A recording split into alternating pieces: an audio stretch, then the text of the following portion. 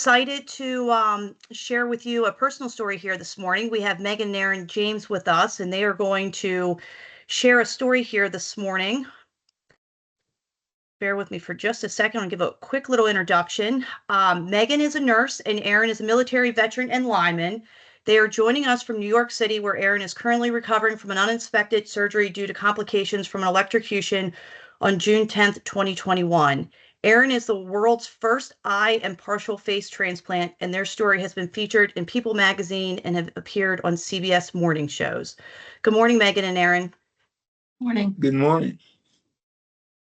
Morning. Yeah, I just want to thank everybody for, having us be a part of this.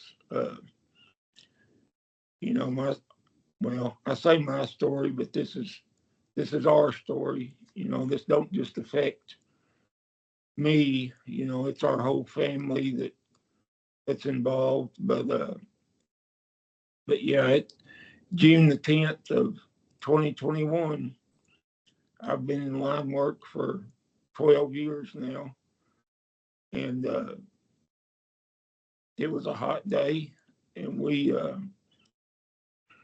were doing something that I had done 1,000 times before, and just a simple single phase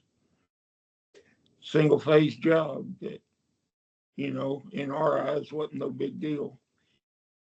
And I go up, I'm by myself in the bucket, and the lineman before me that went up, he had removed a blanket because I was just going to be working on the neutral. So I go up. I didn't say anything. That was our first issue. Nobody spoke up, including myself. So I go up. I'm needing some material. I yell at the guys on the ground that I needed some material. Well, instead of somebody staying there and watching me, everybody took off. So there was another problem. I didn't have anybody watching me. So, that whole communication was out the window right there. And instead of me, again, I should have said something. I was the lead lineman. But anyway, I should have stopped. I shouldn't have continued doing what I was doing while they were gone. Somehow, and we don't know because nobody was watching me, I made contact with the phase on the left side of my face while I was touching the neutral, and it went through my left side. It auto amputated my thumb. They got me to the hospital. Didn't know if I would survive. My kidneys had shut down. I had swelling on my brain. I had a couple of strokes. They ended up having to amputate my arm and remove some of my tongue. I was in a coma for 6 weeks. And, all of this because, we didn't take 2 seconds to say, hey, wait just a second. Put that blanket back up there or something, and if I've said, if it wasn't for my wife, I'd be gone because they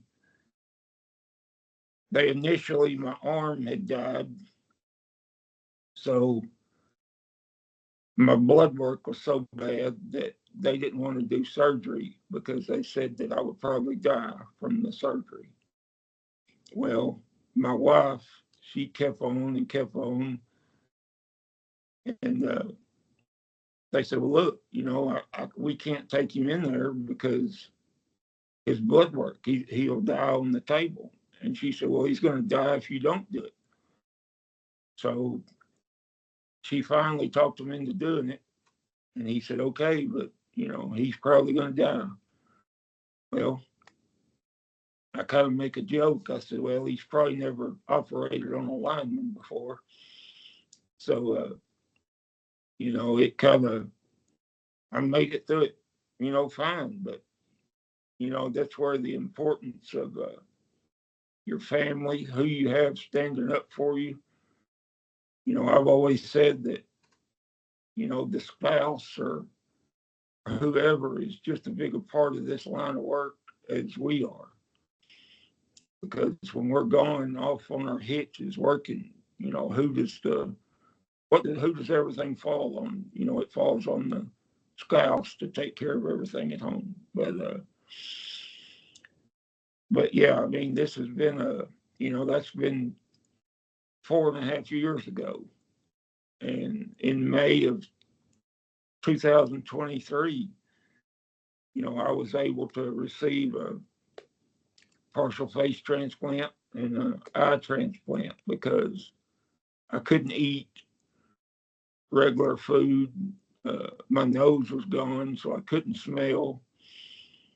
So I mean, just my quality of life